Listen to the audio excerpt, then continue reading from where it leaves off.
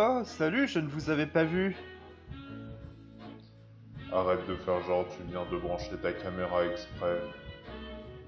Vous savez que c'est bientôt Noël. Mais à qui tu parles, t'as de chair en forme, on est en décembre, c'est forcément bientôt Noël et tout le monde est au courant. Génial. Laissez-moi vous raconter une histoire. Arrête de m'ignorer, Celle de Lady parler de Kuribo. toi à la troisième personne.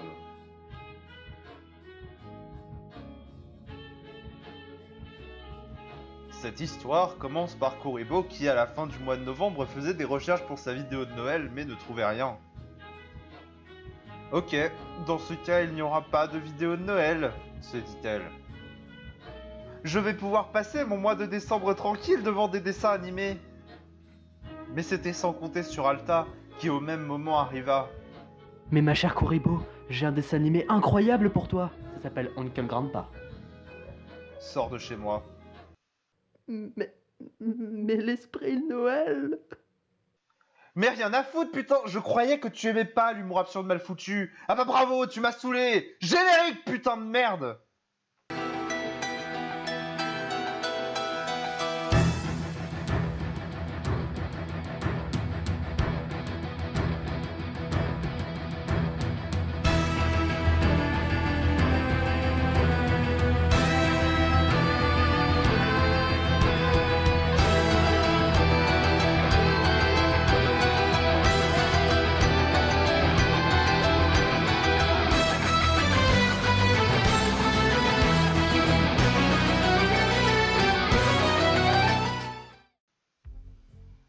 Bon, est-ce que vous vous rappelez de Bubsy?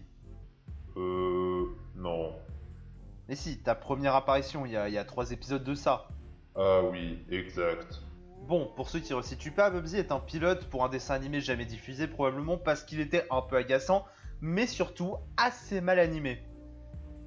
Bah le dessin animé d'aujourd'hui, c'est un peu ça. Sauf qu'il y a 135 putains d'épisodes. Ça fait beaucoup là, non? Uncle Grandpa est une série créée par Peter Braungart et dont le pilote a été diffusé dans Cartoonstitute en 2008 sur la chaîne Cartoon Network. Ce pilote a été décliné en 2 séries, Uncle Grandpa et Secret Mountain for Awesome, qui est une série sur les monstres présents dans le pilote. Ce pilote devait être sympathique. New computer? Not just a computer, but a supercomputer. Wow! A supercomputer? That must have a ton of DOS RAM. Supercomputer? Pas vraiment. C'est même une des choses les plus perturbantes que j'ai pu voir dans ma vie. Et pourtant, je passe ma vie sur des sites peu recommandables. Et le pire, c'est que toute la série est comme ça. Bon bah du coup c'est parti pour un autre listing de trucs qui vont pas, mais cette fois-ci sur Uncle Grandpa. Générique. Mais tu as déjà mis le jet. Good morning. Good morning. Good morning. Good morning. Ah, ce générique-là.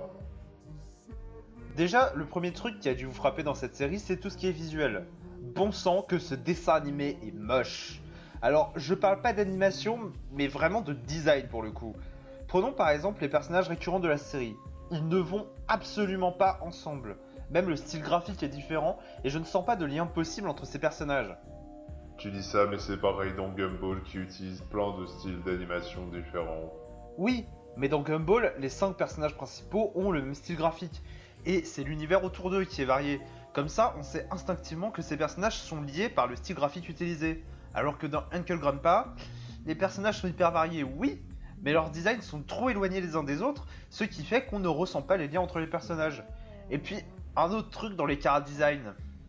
Est-ce que vous avez envie de collectionner des goodies de ces personnages? Tuez-moi!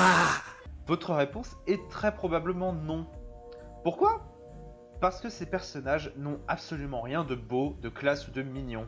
Par exemple, Uncle Grandpa est un vieil homme chauve moustachu, habillé comme un enfant, il a un sac banane et une dent qui dépasse de sa bouche. Ce personnage n'a aucun point d'accroche qui permettrait d'en tirer de bons produits dérivés. Alors que le dessin animé est plutôt destiné à un jeune public et que ce genre de dessin animé peuvent avoir des designs variés. Mais souvent les personnages sont attrayants pour que la série soit visuellement catchy. Mais là, non. C'est juste bizarre pour être bizarre. Et y a rien qui retienne mon œil à part les couleurs flashy qui font mal au crâne. J'ai vu plusieurs épisodes de ce truc et les personnages principaux ne suscitent aucune émotion chez moi. Ce qui devrait pas être le cas, surtout avec une série pour enfants qui devrait avoir comme première étape de rendre ses persos attachants. Et la série se permet aussi de mettre des trucs en live action à certains moments. Sans que ça soit justifié par le scénario, hein, juste comme ça.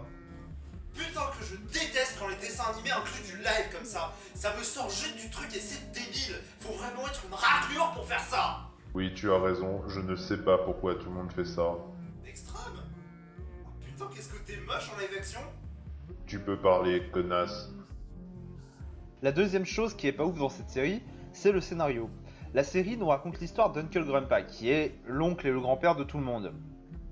Ne pas faire de blagues sur la consanguinité, ne pas faire de blagues sur la consanguinité, ne pas faire de blagues sur la consanguinité, ne pas faire de blagues... Et il voyage dans un camping-car plus grand à l'intérieur pour régler les problèmes des gens. Et oui, il y a une ressemblance assez frappante avec une autre série.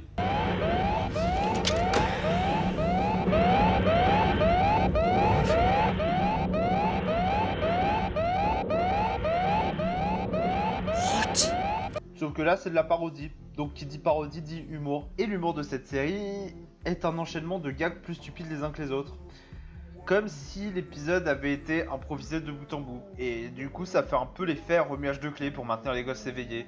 Mais le problème de ces gags, c'est qu'il n'y a jamais de chute. On enchaîne juste les situations sans fil conducteur. C'est pas si dur que ça de maîtriser l'humour absurde sans faire de la merde normalement. Quoi? T'essaies de plagier ma vidéo sur l'humour absurde là? Moi? Non, j'allais te laisser expliquer. Crois-le. L'humour absurde c'est comme n'importe quel type d'humour. Il faut une chute, un contexte, quelque chose. C'est pas juste des trucs random que tu mets dans n'importe quel ordre. Merde, c'est si difficile que ça à comprendre? Bah, c'était trop dur pour l'équipe de Uncle Grandpa visiblement parce qu'à aucun moment il y a une blague qui fait mouche. On dirait qu'ils ont juste eu une idée et qu'ils s'arrêtent en plein milieu. Ah, et allez voir ma chaîne d'ailleurs, je fais de super vidéos. Voilà. Vous voyez que c'est chiant quand un truc est coupé dans son milieu. Eh bien, les scénarios d'Uncle Grandpa font ça, en plus d'aller nulle part et de juste enchaîner les blagues random sans raison et sans la moindre logique, donnant souvent des pouvoirs divins à Uncle Grandpa, le montrant même faire des choses horribles comme cet épisode où pour punir un gosse, il lui fait faire des sandwichs en boucle et le transforme en alien dégueulasse.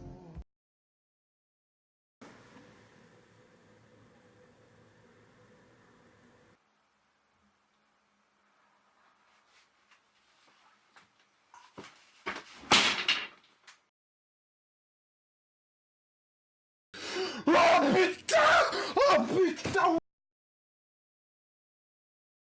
What the fuck?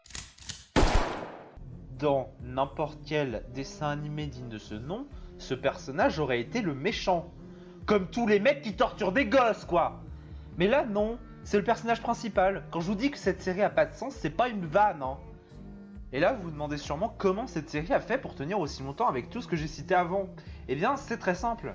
Elle a des fans? Elle s'améliore. Exactement, un crossover forcé avec une meilleure série. Oui, vous avez parfaitement entendu. La première fois que moi et beaucoup d'autres gens dans le monde ont entendu parler de ce truc, c'est probablement pour son crossover avec Steven Universe, qui vient entacher une série qui s'inspirait jusque-là du sans faute. Sans m'étendre sur cet épisode, oui, le côté qualitatif de Steven Universe fait que, sans être génial, cet épisode est plutôt regardable. Mais je reviendrai plus en détail là-dessus dans une vidéo sur Steven Universe, parce que c'est pas vraiment le sujet du jour. Arrête de teaser des trucs que tu ne feras jamais. Mais là où cette série force sa chance niveau regardez, on fait des crossovers. Bah, c'est dans cet épisode où il y a une cérémonie des Oscars avec littéralement des personnages de toutes les autres séries Cartoon Network de l'époque, et évidemment Uncle Grandpa qui gagne tous les prix. Est-ce que le jury a vu qui il y avait dans le public? Entre Gumball qui maîtrise l'humour absurde dans un univers délirant, les personnages d'Adventure Time qui est une série qui de base a l'air stupide mais qui en fait est une des meilleures séries des années 2010, les personnages de Steven Universe, on y reviendra, Samurai Jack qui a un bon univers et de bons personnages, Dexter qui fait partie des dessins animés cultes du Cartoon Network des années 90, Ben 10 qui même dans sa pire version sait faire des trucs drôles, les Powerpuff Girls qui ont aussi leur merde mais qui ont fait aussi partie des cartoons cultes de la fin des années 90.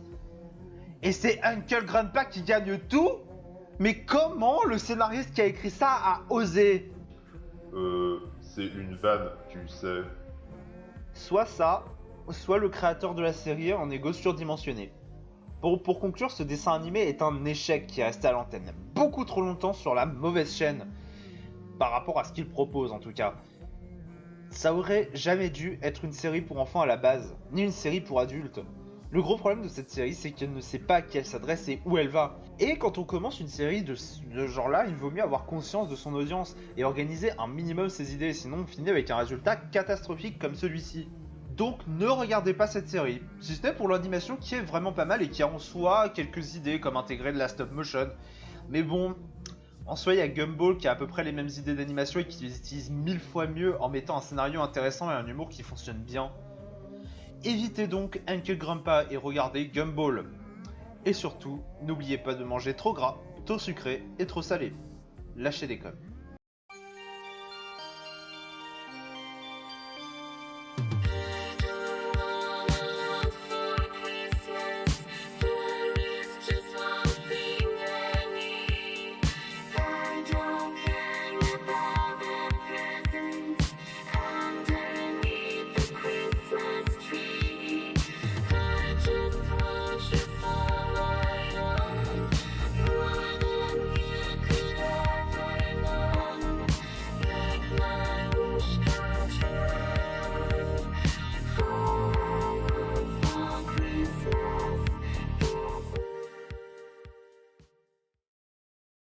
Uncle Grandpa? So that would make him Greg's brother and father?